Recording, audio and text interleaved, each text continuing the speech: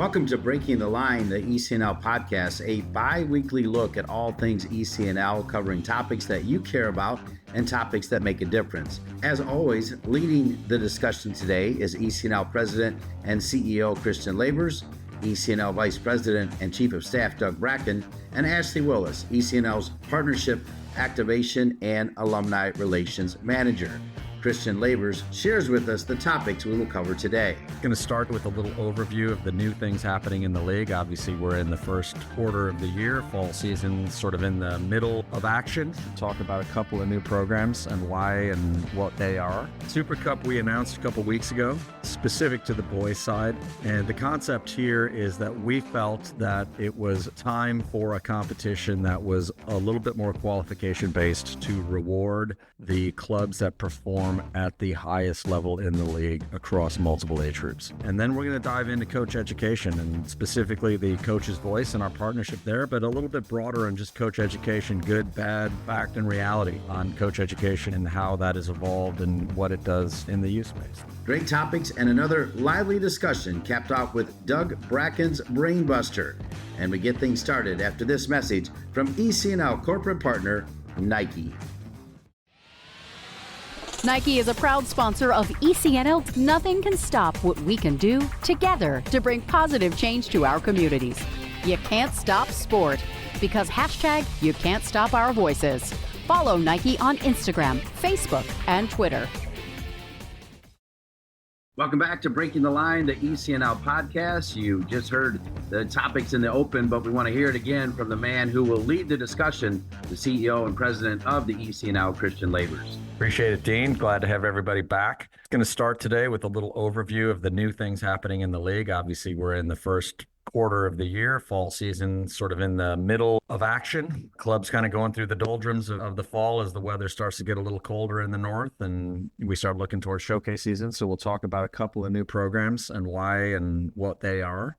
And then we're going to dive into coach education and specifically the coach's voice and our partnership there, but a little bit broader on just coach education, good, bad, fact, and reality on coach education and how that has evolved and what it does in the youth space. So Doug, where do you want to start? What do you want to touch first? Super Cup would be a great place to start. Given the name, why not start the show with something super? Let's do that. So Super Cup we announced a couple weeks ago, specific to the boys side.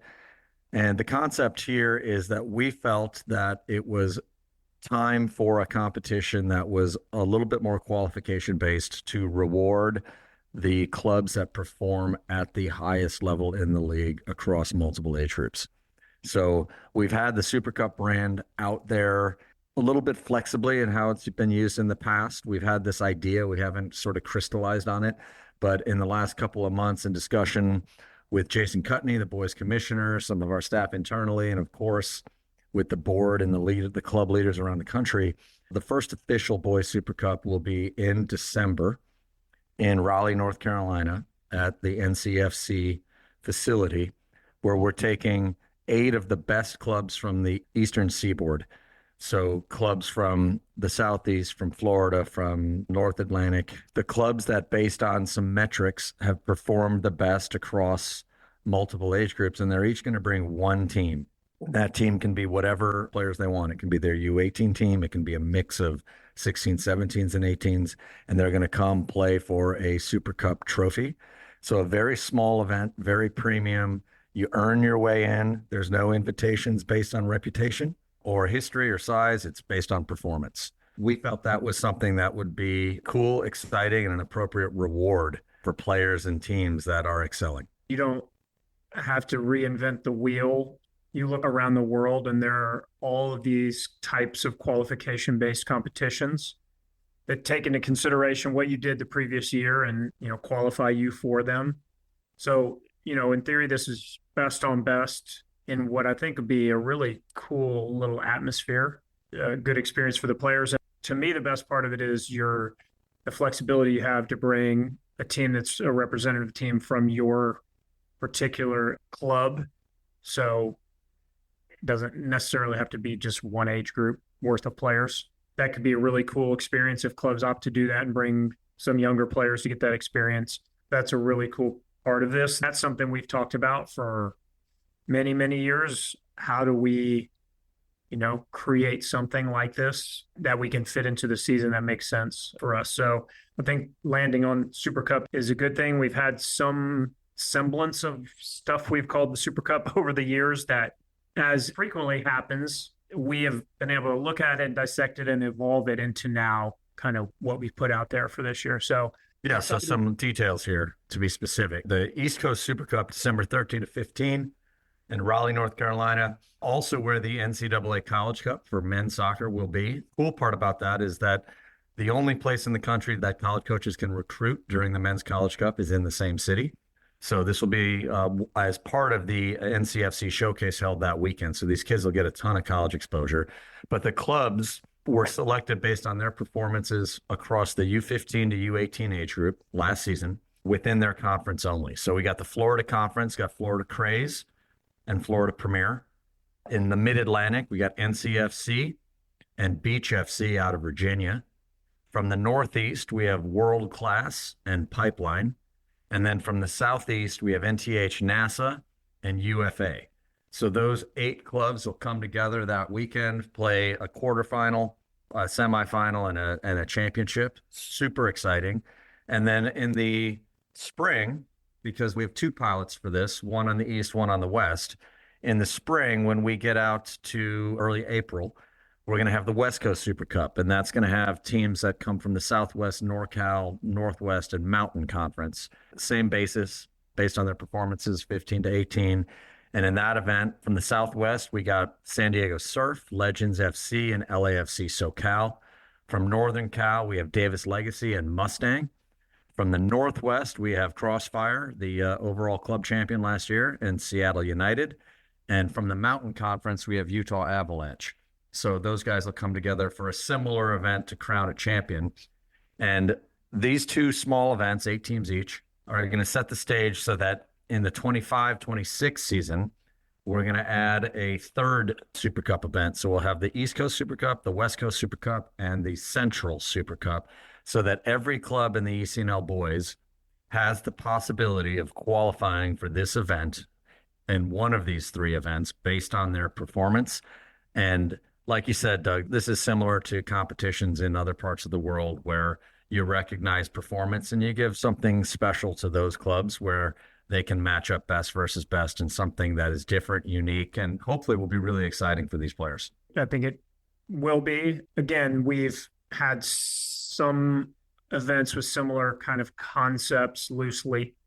And so now to kind of formalize it and put a plan out there and be able to execute on it and really make it a great experience. That is what we're about, what we've been about. And so I think this just lines up with that. Yeah, and one of our core values is that you have to have competition baked into everything we do.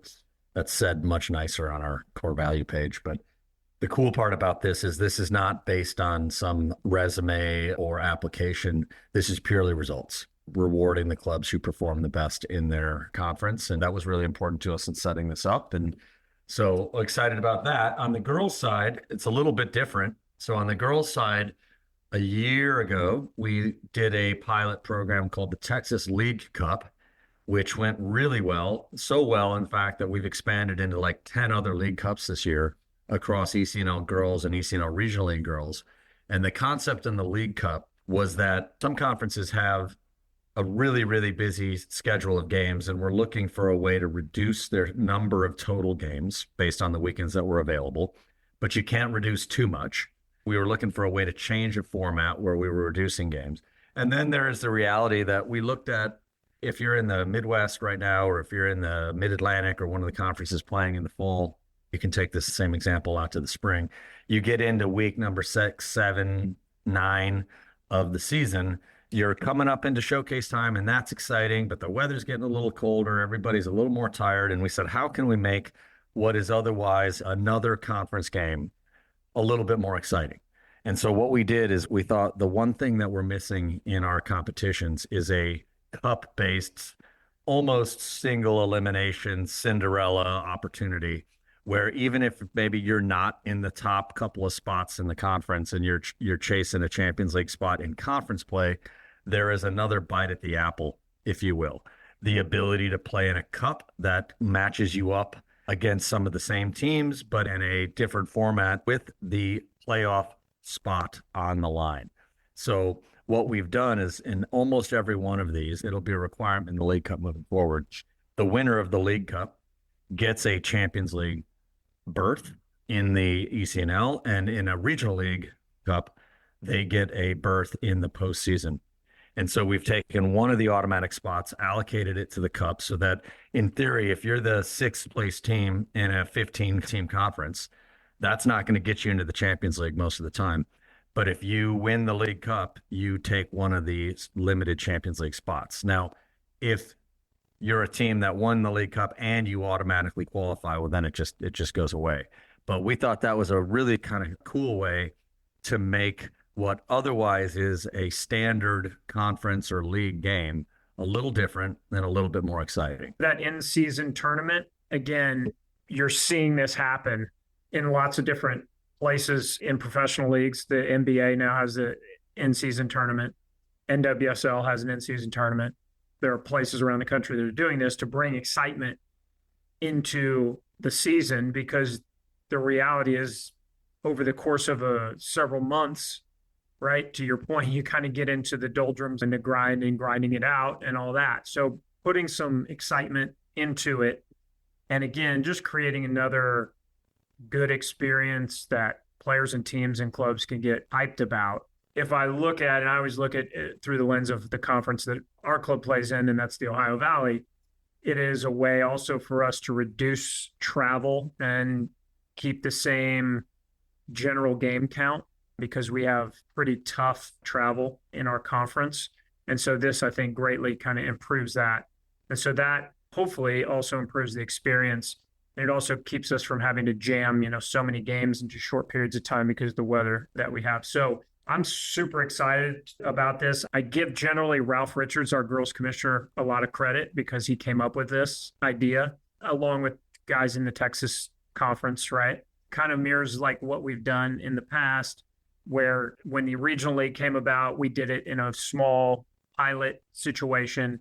And then obviously the regional league has expanded into what it is today. I think the League Cups will follow. I think pre-ECNL, we're doing some stuff in pre-ECNL that is pilot-based, and that's really going to grow. But I give a lot of credit to Ralph for being the mastermind behind how this is going to work. I think it's exciting. Once you kind of get that experience and the players and the clubs experience it, I think they'll really so if the general format of a League Cup, and by the way, there's 14 of them that we're launching this year, 8 in the ECNL girls and 6 in the ECNL Regional League. So speaks to the nimbleness of the clubs and the league to be able to get these off the ground.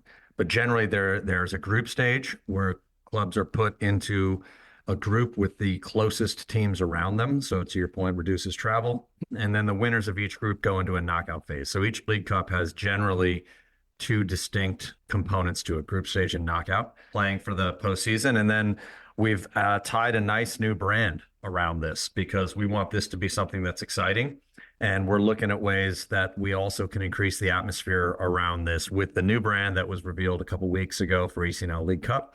Going to be fun, going to be exciting. And again, just speaking to our constant, you're right, give the credit to Ralph and to the clubs in Texas for this concept. And then for so many other clubs embracing it and saying, let's try something new and try something different, because the goal here, the mission of our league is to raise the game. And ultimately that means what we're trying to do is make the player experience better. And so adding things that are exciting, that are different, that are new, that inspire kids to work and clubs to get excited is what we feel is part of making the sport better and raising the quality of the play on the field, because kids that are inspired, clubs that are aspirational will drive the level of play forward.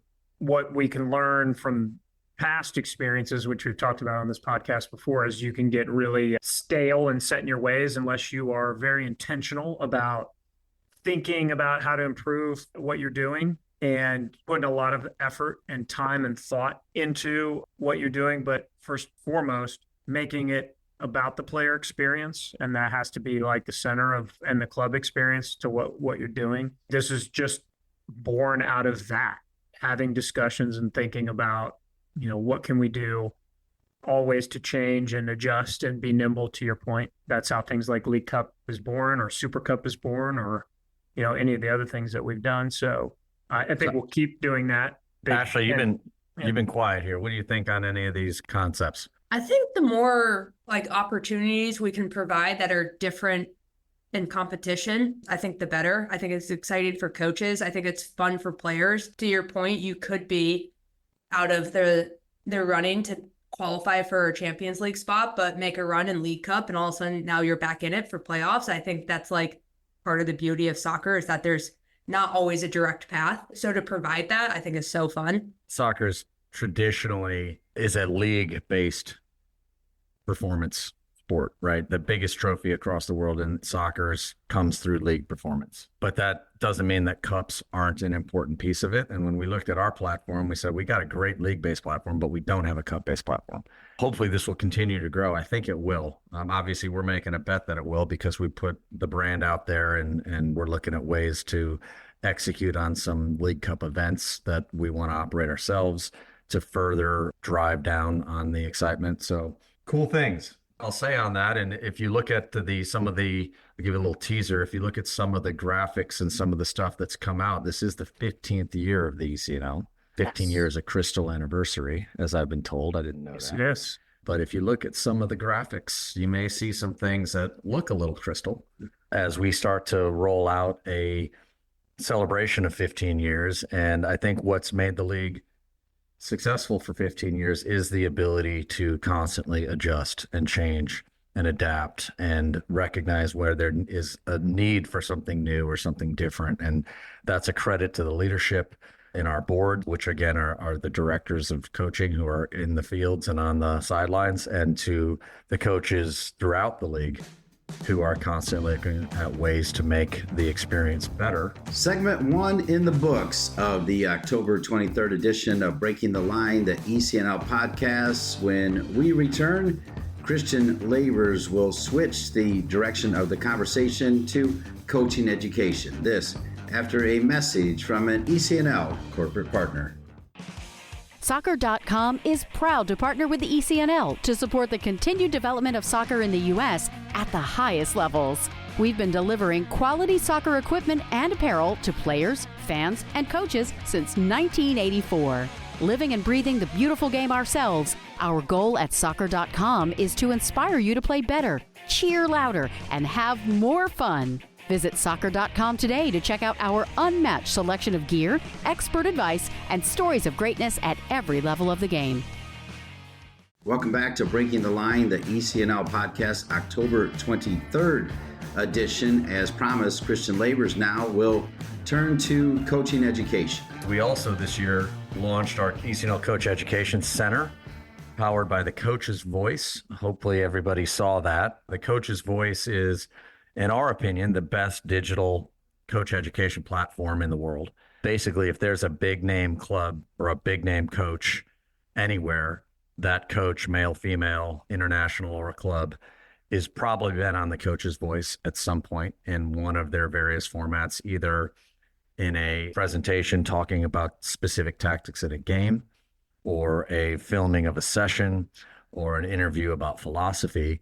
So we partnered with the Coach's Voice about a year and a half ago to launch a platform that is specific to us, the ECNL Coach Education Center, where we take experts that we feel add value to the unique American landscape, and then combine that with the educators, leaders, experts that they bring from all over the world. And then we became the first league that we know of anyway. Again, somebody can fact check that, but the first league we know that has a digital coach education requirement of CPD, or coach professional development, every year, and launched it this year so that every coach in the ECNL, in order to be on the sidelines, has to do CPD through the year, 5 hours of CPD. We released that this spring.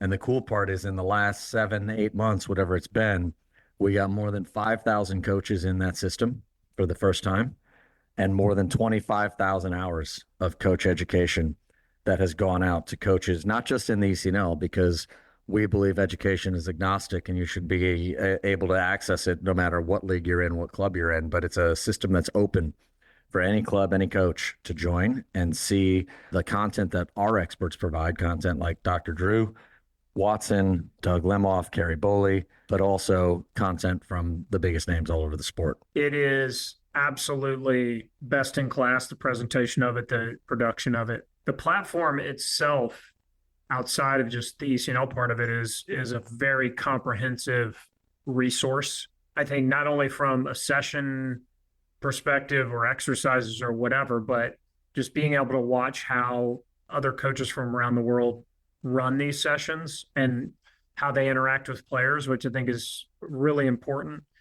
I've, over the years, and Christian, you and I, Ashley, I don't know what degree you've gone through, like the standard coach education platforms through US Soccer yet, but Christian and I have done all of those. I think I've fallen down, and I'd be interested to see what you guys think. I've fallen on the idea that if you're in any industry, you should be seeking information and trying to get better. And you do that by exposing yourself to different ideas and different ways of doing things. And along that path, you then kind of carve out how you do things and what you believe in. I've fallen more on that than passing coaching courses and getting accreditation. The coach's voice piece of it, what we're trying to do is push that idea, I think, Christian, push that idea that education is important. Getting as much information that you can use to do what you do better is what we're trying to say is important for coaches. I was super excited to see the partnership with Coach's Voice, because I think one of my favorite ones that I've seen is the masterclass with Casey Stoney when she was at Man United, and she talked about why she played in the box midfield and like why she did it specifically against Arsenal with Miedema and when Tobin was over there. I love that one. I go back and watch it all the time because I personally would love to play in the box midfield. So when we had this partnership, I was very excited about it. I think asking coaches to do 5 hours of education is nothing. I enjoyed the 5 hours. I think the more you can learn and kind of adapt, and I think the best part of coaching education is not like necessarily the content that you get through the education itself. It's like working with peers. It's bouncing ideas off of like, why do you play like that? What's your philosophy? So I think to then not mandate, that's kind of a strong word, but to encourage people to go through the Coach's Voice and things like that, I'm all for it. I could go on for days about this. It was important to us in this that one of the challenges in any type of coach education is access and cost. And when you have to do it in person, there's obviously a time cost and there's a travel cost. And when you're doing it in person as well, there's a limit to the number of people that can ever be in the course or on site. And that's been a challenge for coach ed in this country for a long time. And the Federation, to be fair, has struggled with it. And there's been some things that have gone on in coach ed that haven't been great in the Federation in terms of limiting access, raising prices, and making it very difficult to get some of the higher level licenses. I think there are some people in the Federation that are trying to change that at this point. If you look and go and take a license, for example, the cost of the course is several $1,000s, plus you got multiple on-site, in-person events you have to go to. So it's probably, for many people, you're not going to get an A license for less than $8,000 by the time you add up travel cost and tuition cost. Plus, it's really hard. And so there's a separation between content, which can be really good, but if it's really expensive and hard to get to, then the quality of the content is almost irrelevant because not enough people can get it, right? And to get an A license, you got to do the same thing at a B license, which is, again, a couple $1,000s plus a couple of trips to get on site. And so when we created this, our first discussion with Coach's Voice was the importance of this being really easy to access, number one, so that you can listen to it on your phone. You can listen to it sitting in your hotel room or at home or whatever.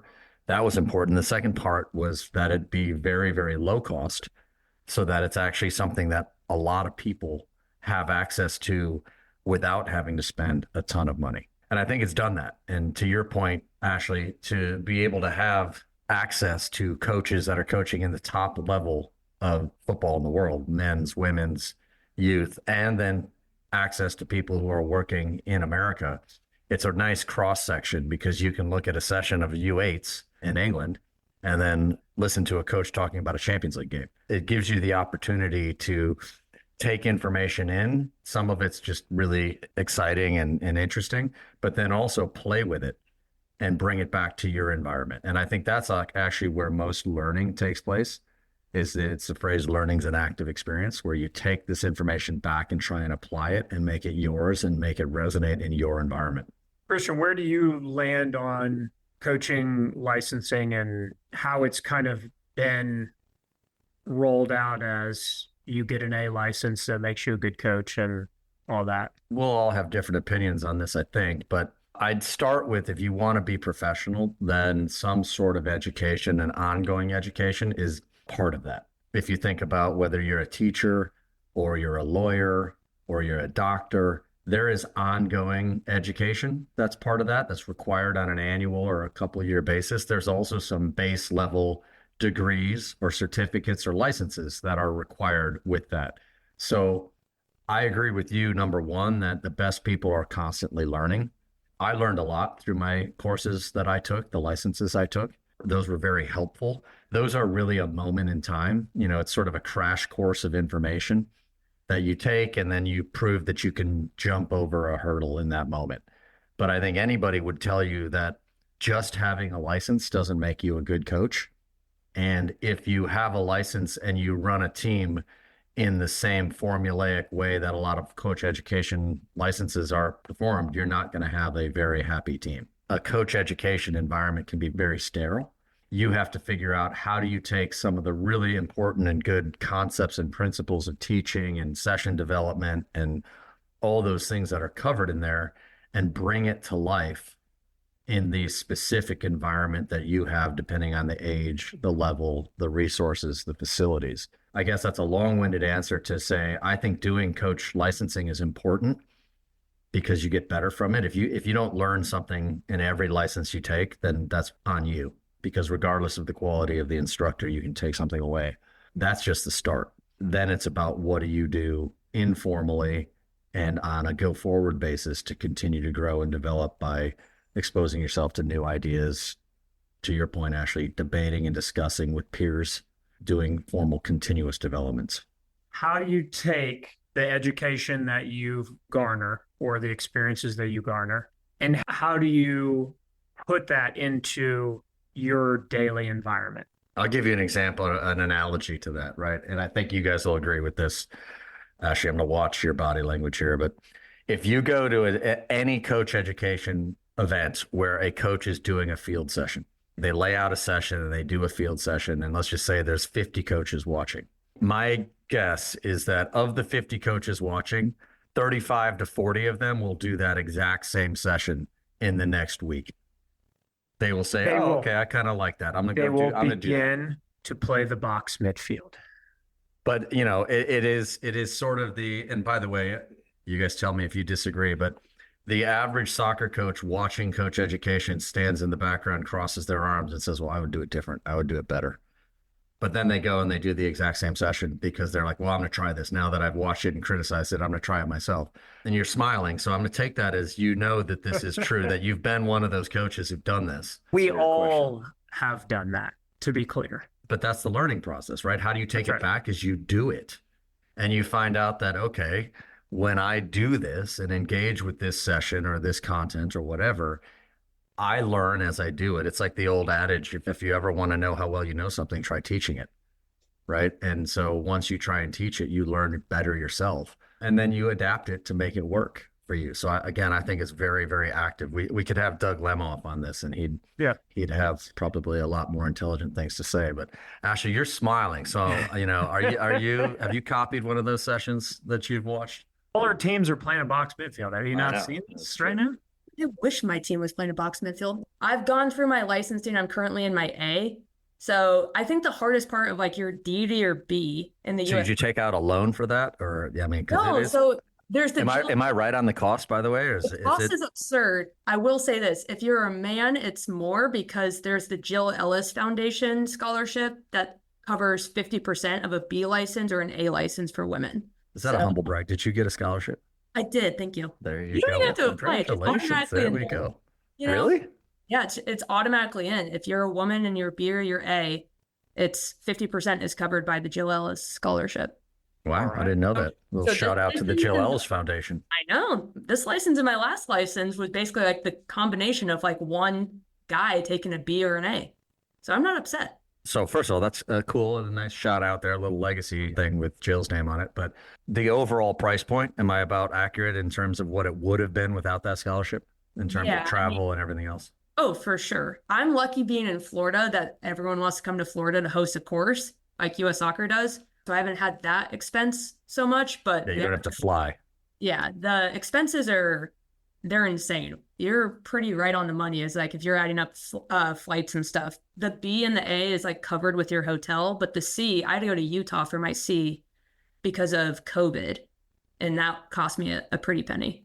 Well, here's a fact that we were doing a study on this a couple of years ago in Europe, and it was a comparison of course cost, like UEFA licenses at the time, and number of coaches in that country with the licenses. And shockingly, you'll be surprised to know that the higher the cost, the lower the number of coaches in that country that had a license of a UEFA A, B, or C. The lowest cost country, actually, in terms of getting it, was Spain, and they had way more A-licensed UEFA coaches than any other country in that study. And yet the UK was in that. I think the UK was the most expensive. So it is one of those things that if you really want to educate a lot of people, you got to find a way to reach them where they are in a way that doesn't have barriers to entry of cost and access. And that's the other part, is maybe you had easier access to it as well. But for many, many of the last several years, getting into an A or a B course was almost impossible because there weren't enough of them. And that speaks to how difficult the Federation has made it to be a coach educator, that they just can't offer enough courses. And I think they've tried to remedy that in the last couple of years. And there's more and more coach courses happening as they've empowered other people to do it. But that was a friction point for many, many years of this balance between quality of coach education or coach educator or consistency and then access. And so you can move that dial, but the harder you make it to be a coach educator, the more you demand alignment with certain standards, the less you're able to offer the number of courses you need. And when people look at this country, and we've talked about this from a player perspective, I mean, it's a continent. So when you model coach education off of, what's going on in Holland, where everybody can drive 2 hours and you're through the whole country, you can't really take that model and say, well, let's do that coach education model in the United States where 2 hours and I'm still in North Texas. I did at the time what was the last A audit, because they were doing away with auditing to maintain your A license, which I believe now they brought back. No. So again, to go back, you used to have an A and need to get some type of continuing education credit to keep the A active. Then they stopped that for a variety of different reasons. I don't remember all of them. They were going to bring that back. And then I think there was real challenges in saying, well, hold on, how do we offer enough credits or coach ed hours to allow everybody who's going to need to do this to keep an active license to do it? And they couldn't solve it, or they ran into problems in solving it. And then that plan got shelved. So right now, there's no continuing education required in any of the licenses, which is, again, I go back to, I think our annual requirement is the only one I'm aware of in the United States. U.S. Soccer was saying that they were going to roll out, if you have a B or an A, you have to have a certain amount of CPUs a year in order to keep it, but nothing, to your point, has come from it yet. It was like 25 hours if you had an A, 18 hours if you had a B, 10 hours if you had a C. But I heard about that 2 years ago, and I've yet to see anything come. Yeah, that's about when it was 2 or 3 years ago is when those things were imminent, and then it just kind of quietly went away. And to my knowledge, at this point, I'm certainly not the expert on it, but to my knowledge, there's no indication it's coming back. I assumed the rumblings of you're going to make us do this and then you have to pay per CPU is like you're another money grab sort of situation. So here was the question I was going to ask you, though, Christian, is at that audit course, I got into a conversation with one of the U.S. soccer coach educators, who was Dutch, because we had a strong Dutch influence at the time in the U.S. soccer coaching education department. And what I said to him, we were talking about the pro license, and I asked him, what would I need to do to take the pro license? He said, well, you're a youth coach, you don't need it.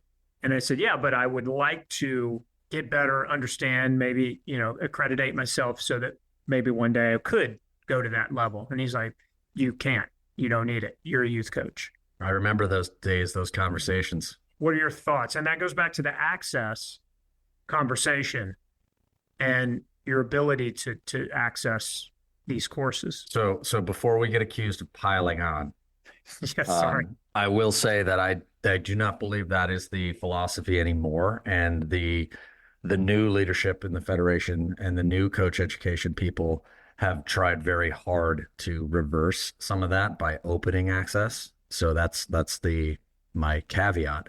But to your point, they used to refer to this, and we're talking now like 2018, 2019, probably. They used to refer to coaches as having a terminal license based on what they believed was what you needed. So to your example, if you were a youth coach, well, the C license was the sort of first national 11-a-side license targeted towards youth. And so if you're a youth coach, you should really be a terminal license of a C. You don't need a B or you don't need an A, because that is for, more sophisticated, higher level, whatever. And we used to say, well, that's not American. You don't cap somebody's education because you deem that whatever they're doing, they don't need more. And I used to use the argument of like, if somebody's going into an area that's not a huge soccer market, wouldn't you want them to be as educated as possible to maybe turn it into a better soccer market rather than saying, hey, good, you don't need more than that? There was a lot of that. And then with that went restricted access, right? Because not only was it you don't need it, it was if you're not working in that environment, we're not going to let you get the qualification. And Right. that, creates a circular effect where ultimately, again, you're restricting access and then you're only anointing a certain group of people who have now this qualification that becomes, required in order to coach at that level. And then it's sort of QED, as they say.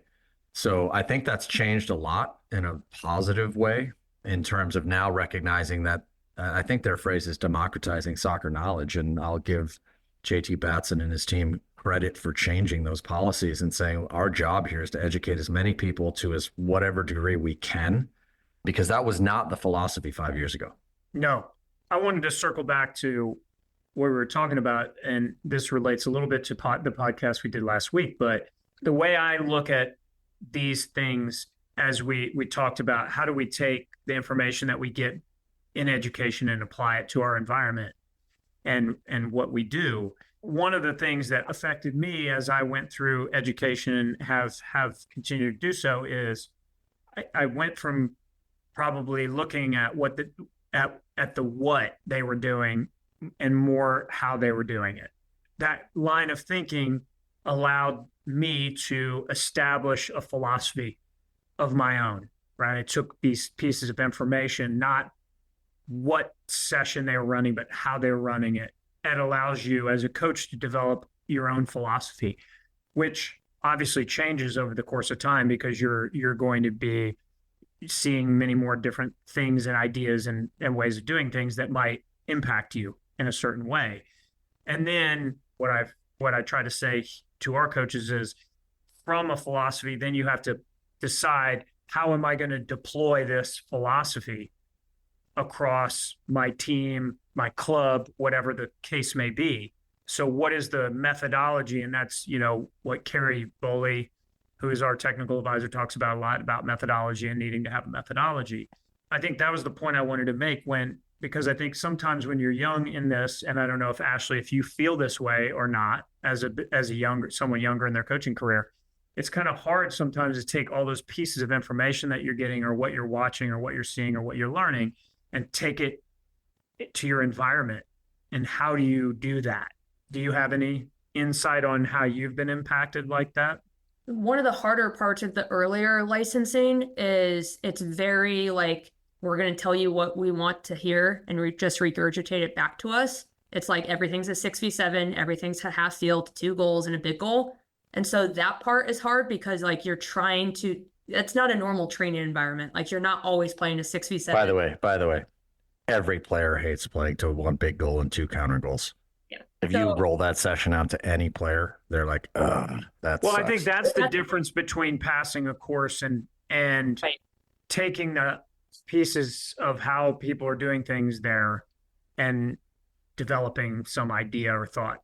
Yeah. And I think that was the hard part of the licensing with the B, especially because it was you're learning or trying to talk about bigger concepts, but then when you're going on the field, they only want to see one thing when you're in that environment. So then you're going to your environment at home and you're trying to do what your club methodology is, your club periodization is, what your team needs, but then you're trying to think about, okay, what did I just learn in my license? To your point, it is like kind of a weird balance of what am I learning versus what am I actually doing? And I'm finding in the A, it's a lot more freeing of like, in some ways it's infuriating because they're like, do whatever you want. I'm like, but what do you want me to do? And they're like, anything in the world. I'm like, okay, that's not helpful. That's such a change though, Ashley, because even again, we go back 5 years ago, and this goes to the general topic of, our country's had this history of like hire somebody and then we become that person's way, right? Yep. We the Dutch way, the German way, the English way, the Spanish way, whatever.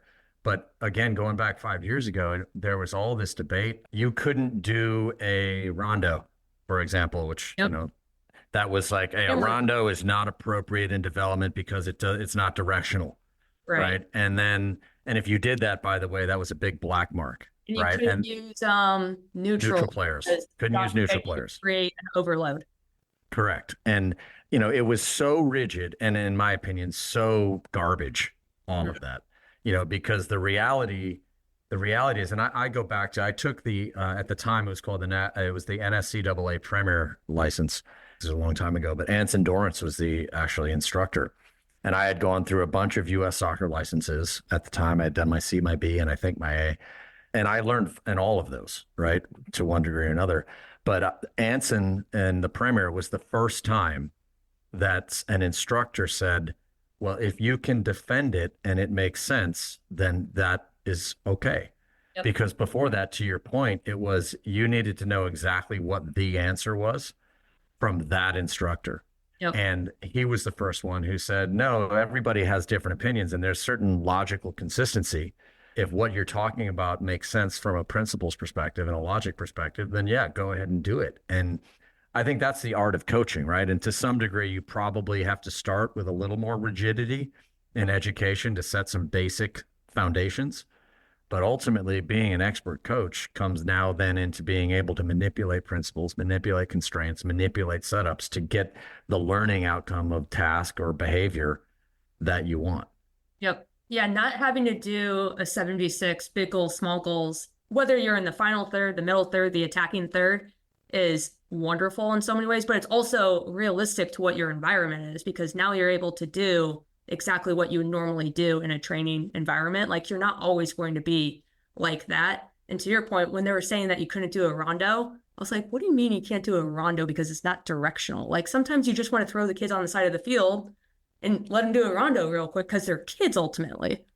Yeah, and there's a difference between teaching a concept that is general and maybe earlier in the learning curve. Mm-hmm. Like, I got to learn about positioning and body shape and angle and different types of passing, where you don't need a directional game to teach that. Now, eventually the game is directional, right? So if all you do is rondos and you go in any direction, you always probably go in the direction where there's less people, which in a directional game is backwards, right? So eventually it has to be directional.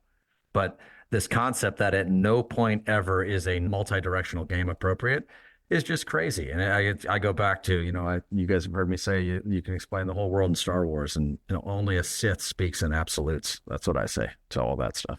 I've always had a lot of respect for anyone playing against anyone who you could tell had an idea and a philosophy about how they wanted to do it. Whether I agreed with it or didn't agree with it, when you could see clearly they have a way of playing, then you can respect that. You don't have to agree with it, but you can respect it. To that point of like, it's infuriating to play against a team that just dumps it in behind and just is a bunch of athletes, and they're clearly not being taught or developed. But then when you play a team that's like, they're trying to play, maybe they're not as good as the team technically or athletically as the team that just dumps it in and goes, but you can tell that the coach is trying to get them to play, that they're well organized. I think I would take that team every single day of the week over than the team that just is a dump and run. But that goes back to your philosophy, right? And what you believe in. I think the beauty of our sport is that there can be different people that believe different things. The point is that you have a philosophy that you lean into, and that's you teach. Let's slice that onion a little thinner, though, because Ashley's talking about the just clear, there's no thought, there's no decision, there's just smash the ball up the field, low risk, press, and capitalize on athleticism. That is different than a more direct style of play that is intended on let's get forward and be more vertically oriented than left, rights, backwards, and possess it 15 times before we go to goal. Because you can see the difference between a group that is thinking about how they intentionally find space behind you and intentionally break lines more directly than another team. That's a very different scenario than somebody who's clearly just encouraging emotion, aggression, and vertical smashing. My whole point about this was I can appreciate someone who has a philosophy, whatever it is. If it's a direct philosophy and you can see they clearly have ideas around that, then that's fine. I think that's great. So that was my point. If someone who passes for passing's sake or doesn't have any, have a clear way of trying to do something, that's harder for me to get behind, right? So I just wanted to make the point that I use these educational opportunities are these times where you have these courses or you go through Coach's Voice or whatever to establish a philosophy, a way that you believe the game should be played, and then teach your players accordingly. Another infuriating thing to coach against, or even just to watch. You get infuriated a lot, it seems. Yeah, I'm short wick. She's got short wick. A little bit. It's the German in me. I just have rage issues sometimes when I coach, I guess. That's a very broad statement. Das ist nicht so gut. That's right. That's right. A tough part of what you were saying, Christian, about watching kids play with a purpose, and you can tell that they're thinking. It's hard as a coach when the other coach is just not letting the kids think. And there's a misconception of parents being like, oh, my coach isn't coaching because he or she is not up and yelling for 90 minutes in a game, where it's like, no, I'm letting the kids think for a second. But this goes back to how you establish your environment and how you communicate the way you're going to do things. Well, hold on. There's a difference again between the person who's just up yelling nonsense and joysticking every single thing, and the person who might be more or less vocal, but there's questions. You can tell when they're referring back to a concept that has been taught, right, and trying to get that concept in front of mind of the player. I think what Ashley was referring to is that maybe certain parents or whatever are won over by this kind of fake coaching, if you will, but like yelling and screaming, which makes people believe, oh, this person's really, really getting after it, really coaching. And I think that was my point to her is make sure that your people in your environment understand the way you're doing it and why you're doing it that way. And I think that alleviates a lot of the worry that you should have about whether or not the people on the other side think you're doing a great job or not, because you choose to sit down and let your players make the decisions, right? If you tell them this is how I do it and this is why I do it this way, I think that combats some of that. I was just saying, I think it's really hard to watch kids. And I was just recently at a showcase and there was a scout sitting at half field for the league. And they were like, I have no idea if that girl on that team is making that decision because she knows that's the decision she needs to make, or it's because her coach hasn't shut up for the last 45 minutes and she's just telling her players every single pass here, pass there, go there, move here. So it's hard to watch as a coach and just honestly a fan of the game of like, I don't know if that kid actually has been developed at all. The first thing that happens, I think, and tell me if you agree with this, is when you're teaching a player to think and to make decisions, because the first piece of that is to know what to look for. So there's a perception skill. And then, so you got to find, as I think Doug would say, call the signals through the noise. What are the cues that are important to make this decision? Then based on what those cues say, what is the decision? Then you execute the decision. So there's perception, decision, action, right? If you're teaching that to a young player or a new concept, the first thing that happens is they slow down because they're actually thinking. and then they're trying to figure it out. And if you slow down, by definition, in a sport where speed of action, speed of thought, speed of perception is the difference between levels, you're going to be less effective in the short term because the players are actually learning to think and see and make decisions. In some ways, I think the question is, when you're looking, and when I hear you both talk, is when you watch the coach, when you watch the player, and some of this is nonverbal from the player because you can see where their eyes are, you can see their body language, all that stuff. Are they actually trying to process information and make a decision? And is the coach supporting that process?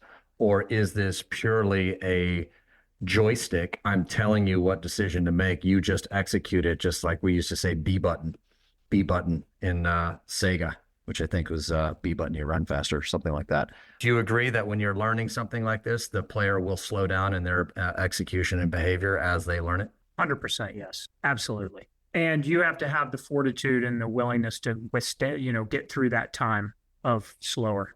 Yeah, because you can't get faster until you've gone slower, right? You just correct. To Ashley's point, you can be fast and not learn anything because you're fast. Fast look means I'm not looking. I'm just smashing, right? Fast decision is I don't have a decision. I'm smashing, right? And you're fast. And by the way, if I'm athletic and strong and I'm fast like that, I'm going to have success to a long degree as a youth player, as a young youth player, compared to the player who slows down because they're trying to think.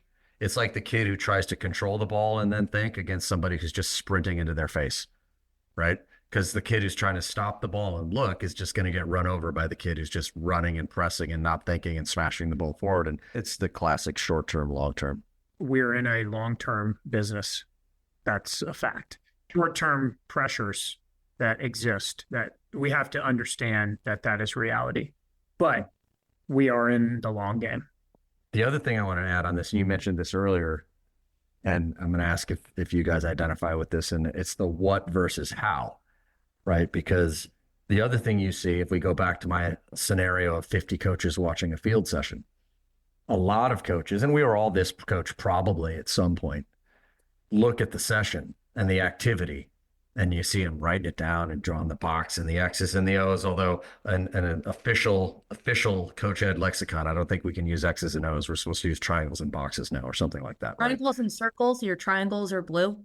Okay, see. You're actually both triangles now. At least we're putting the emphasis on the important things. But I use X's and O's, okay? So people draw that and then they're like... Do you have a clipboard? No, I usually just have a notebook. Okay, all right, just checking. Or sometimes I use different colored cones and make it on the grass itself, which that's probably an automatic fail. I love that. But they draw it out and then you hear I know that activity. And then they just shut off because it's the old... I think this was Gary Fuando from Athletic Bilbao made this point to me at some point. It's like, if the book is 10,000 Drills for Dummies, you need to read the whole title, 10,000 Drills for Dummies, right? But people, especially early on, you're like, you think you need a different drill all the time. And like the secreted coaching is the one activity and drill I haven't seen yet. A golden activity. The reality is that the magic is not the activity. There is some need for good session design for sure. But the magic of really good coaches is what they say to the players and what they get the players to think about within that activity. Because to the general point, you can coach any topic in the game if you know what to look for and you know how to get players to put their attention on it. And if the session is poorly designed, you might not get the topic you want very often. That's the part of session design that's important, is you want to create a session and an activity that raises the frequency of the type of behavior that you want to coach. But take the session design piece out. A really good coach can coach anything in a 7-a-side, a 9-a-side, 11-a-side, a 4-a-side, because they get the player's attention put in the right place and give them then the information and the insight and the questioning for them to teach themselves. When I go back to the coach's voice, our module had Chelsea youth team session, I think under 10s, right? And I think in the past, I would have looked at that for what the exercises they were doing, the what are they doing? And I think you just gain experience over time. And so I looked at how they were instructing the players what they were asking from them, their communication to them. And so that's how I try to look at a session, which I think is your point you're trying to make, is not the golden exercise that oh my God, I just found the exercise of all exercises. I am going to be a serial winner now. Ashley looks like she got something to say right now. She just took a big breath. She's like, no, I have the golden exercise, guys. I'm about to let my German. Don't say it's transition game, because you can't teach anything in transition game. It's just about high intensity and battling. But go ahead, Ash. Oh, I've got nothing for that. No, got nothing. Nothing? Wow. She looked like she was ready there. But you guys know what I'm talking about the transition game. You guys, flying changes was the other one. There's like no tactical information in that game. So fun. It's super fun. Super fun. That's what it is. Zero tactical information. That's right. That's what it is. It's hidden. You could do that in training. True. But it is under the auspice of fun. Fun and battle. Yeah. Correct. For further information, you can go to anything Kerry Bowley talks about, because there's a difference between, when we talk about what and how, it's almost curriculum versus methodology. Curriculum is a list of topics. Okay. And every club in the, a lot of people say they have an unbelievable curriculum. The curriculum, I mean, it legitimately is just a list of topics. It doesn't tell you anything about how you teach those topics, when you teach those topics, what the interaction is in those topics. And that's methodology. That is the how. And that's where, to use Doug's magic word, that's where the magic happens. The magic happens in the how. Yeah. I'm waiting for you to share your magic session with me that I can go become a serial winner. Clearly, I have not achieved said status of serial winner. So, well, I said earlier, every player hates the big goal, counter goal, which is obviously somebody's going to say, I love that. It's my favorite activity. But I mean, if you're playing big goal, counter goal, which team do you want to be on all the time? Shooting at the big goal. Yeah, going to the big goal. Right. And by the way, if we're going to have fun with that activity, if you're the team going to counter goals, you're very rarely given much time on the ball. Right. All the activity is allowing the team with going to the big goal to get the ball. And then when you win it, what happens most of the time? The team going to the counter goals win it, and immediately there's a freeze. True. Coaching point time. Coaching point. And so, yeah, that's why I say that most players really don't like those activities. Not saying that there's not a value for them or we haven't used them, but, that goes back to the difference between a license and a real environment of how do I manage this with kids that I have every single day for a year. I think the overriding thought, which we always try to wrap on an overriding thought on this, is education is good. And if you want to get better at whatever you're doing, then you should educate yourself. And because I always like, there are really good coaches who don't have coaching licenses. And just because you have a coaching license doesn't mean you're a really good coach. That's not to slam the licenses. We've all talked about they're important, just like your regular continuous learning is important. There's no magic conferred with the fact that you have a license or that you did some CPD. It doesn't matter about your license. It doesn't matter about where you played, how long you played. I think there's people who never played who are very good coaches. There's people who were pros who can't coach their way out of a paper bag, can't lay a straight line with cones, right? There's people with an A license. There's people without licensing, to your point. There's people with accents who can coach and can't coach. It's all over the place. How do you lay a straight line with cones? I'll tell you how I do it after you tell you how you do it. I walk backwards. I walk backwards and a little spin on the cone so it falls. You got to spin the cone so it drops straight. What do you do? A little spin. Doug, you look like somebody who doesn't spin your cones. I am OCD about my field setup. So I use the lines on the field to walk off and make sure stuff is straight. And it is maddening to me when I go to a session that stuff isn't straight. But I concede that you don't necessarily have to have straight cone lines to be good at what you're doing. Most important line in any activity. Most important line in any activity? I'm gonna say there usually there you go. That's some improv from Ash almost there. You need a restraining line in most activities, I think, or an offsides line. That's philosophical, Christian. It is. I'm just sharing. That's Christian's philosophy. Did you say sides or side? Once you have direction, you pretty much need an offsides line. Otherwise, you're missing a major part of the game. But now we're going into philosophy. But are you putting an S on the end of that? I know. I think it's just offside. There's no offsides. Listen, I know you have a doctorate in law, but let me tell you, it's just offside. It's called a juris doctorate, by the way. How would I know? I don't have one. I'm actually on a crusade to stop the word offsides. Hey, I will join you on that. You know, as long as you guys are fighting the important fights, I sleep well at night because these are the things that change things. You keep using X's and O's, we'll keep Just one step at a time, Christian. One offside at a time. Part of that crusade, please have them drop the S when they spell it, let alone say it. Yes, in written and spoken word, it is only offside. Without that deep intellectual take, I mean, this show has got nothing going on. Good. Well, we're here for I always love it when we get a little Dean Linky aphorism. All right, what do we got for Bracken Brainbusters? We will answer that question after one final break. It's the October 23rd edition of Breaking the Line, the ECNL podcast. Stay with us. From athletes just starting to turn heads to some of the best athletes to ever play their games, Gatorade shows that they are the proven fuel of the best. For the athletes who give everything, nothing beats Gatorade, the studied, tested, and proven fuel of the ECNL. Final segment, October 23rd edition of Breaking the Line, the ECNL podcast, and that means Bracken's Brain Buster. His Brain Buster 2 weeks ago about shoes. We got a few comments on that before we hear from Doug Bracken on this week's Bracken Brain Buster. All right. He's got to improve from last week. I mean, you know, I like to quite rightly criticized by Dean. I like to mix it up. The Bracken Brainbuster question is only for my entertainment. I don't really care what Dean thinks at all. This is that customer experience mentality that Doug's bringing to the show. That's right. My Bracken Brainbuster today is not really a brainbuster, but I think we're obviously on this podcast starting to connect more with the people. And so the people may want to hear our opinions about certain things. So today's question, I'm going to go to Dean first because he hasn't gone first in a while. Latest TV show that you're into and why? Well, that's a good one. My wife and I binge watch. There it is. We knew it was coming. I'd sakes.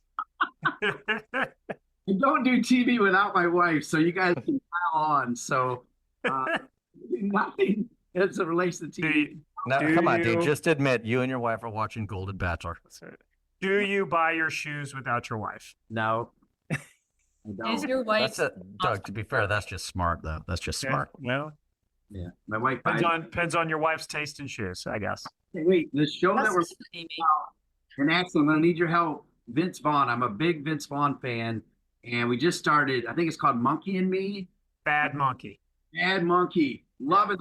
Love Vince Vaughn. It's funny. And it's the perfect show for me to wind down after a big day. It's a good show. Really good. It's on Apple TV. Bad Monkey. Pretty good. Never heard of it. I like it. Ashley, you haven't really been watching anything because you haven't had any power. But if you were to have power. If I had power, I'm not watching anything new. I'm going down all of the old Survivor seasons right now.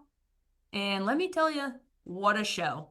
Christian, stop shaking your head. I was basically living like Survivor for the last week. So here we go. Christian only likes the Bracken Brainbuster if he likes it. If he doesn't like your response, then he doesn't like the question.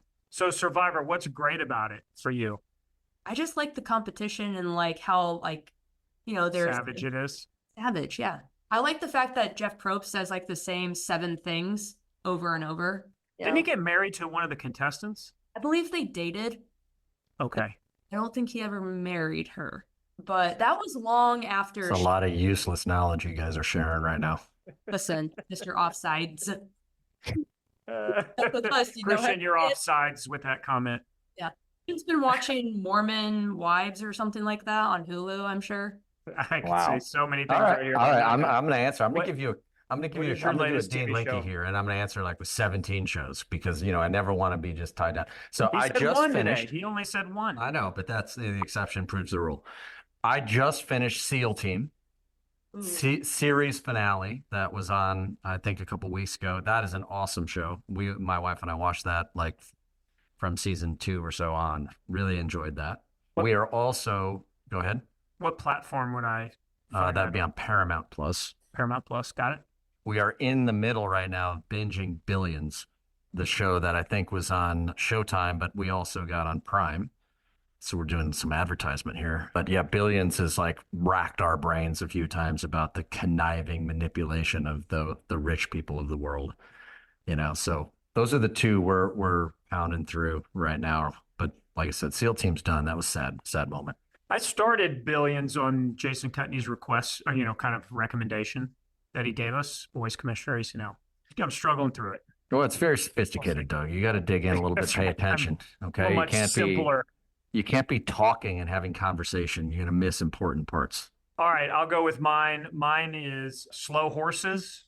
It's a show on Apple TV. It is British spy show. Very interesting. Good acting. No, set when? What time? It's current. Modern day? Yeah, modern day. Modern day. All right. It's I highly recommend it. It's very good. Gary Oldman is the main actor. It's good. I think Gary Oldman just gets better with age. He is actually unbelievably funny. Come on, man. See what I did there? I did. I tried to gloss over it. All right, that's all we got for Bracken Brainbusters this week. That works for me. I hope it works for all of the people listening. We do want to hear from you. Feel free to submit questions, and we'll address them on Breaking the Line, the ECNL podcast featuring Christian Labors, Doug Bracken, and Ashley Willis. My name is Dean Linke. My producer is Colin Thrash, and we'll see you in 2 weeks for another edition of Breaking the Line, the ECNL podcast. Thank you for listening to Breaking the Line, the ECNL podcast. And remember, if you have a question that you want answered on Breaking the Line, the ECNL podcast, email us at info@theecnl.com.